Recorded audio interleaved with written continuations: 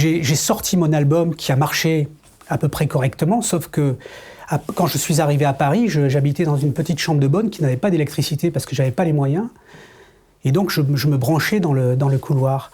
Et en même temps, j'étais passionné par tout ce qui était électronique. Et donc j'ai commencé à travailler avec un Revox et à construire mes instruments électroniques pour faire de la musique.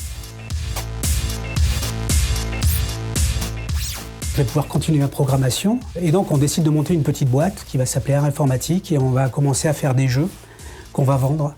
Et on ira voir les importateurs pour leur vendre nos jeux finis sur des cassettes audio. On ne le savait pas, mais on était dans notre petite boutique, on était en train de créer quelque chose d'incroyable.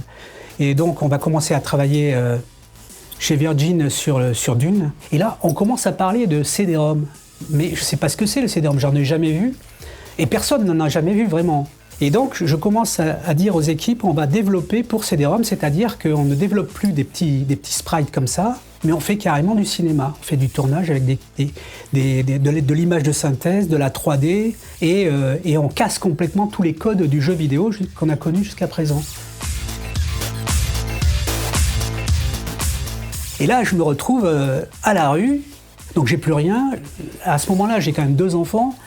Et je ne peux plus payer mon loyer. Je suis dans une panade incroyable et tous mes collaborateurs aussi. On va se recroqueviller sur nous-mêmes, on va continuer à travailler, continuer à avancer. Je n'ai pas les droits, j'ai rien, mais tant pis. Et donc on continue à travailler sur nos deniers pendant quelques mois. Et là je reçois un coup de fil de Californie, du patron, Martin Alper, qui me dit « Écoute, tu n'as pas les droits, tu n'as pas le droit de faire ça, c'est interdit, c'est pas dans les règles, c'est pas dans les codes du commerce. » Et là je dis « Martin, si j'étais toi, tu devrais peut-être regarder ce qu'on a fait parce que ça a peut-être une valeur commerciale qui pourrait te rapporter beaucoup d'argent. » Il me dit je te donne 3 semaines. On va faire le boulot, on va faire le job, le jeu va sortir et on sera numéro 1 partout.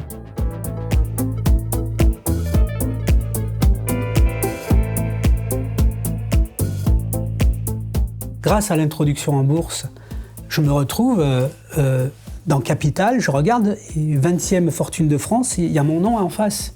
Les actions commencent à baisser. En fait, je vais me retrouver, je n'aurai plus rien que des dettes. Je vais essayer de convaincre les maisons de disques, donc je vais voir Universal avec 3 titres et je leur fais écouter.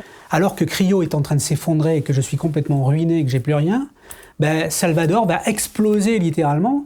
Et donc on va vendre, on avait prévu de vendre 300 000 albums avant Noël et on va atteindre presque le million.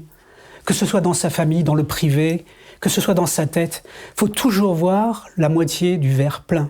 Et je ne sais pas, je crois que c'est Einstein qui a dit « L'homme qui a perdu le sens du merveilleux est un homme mort ». Et moi, j'en ai fait ma devise toute ma vie.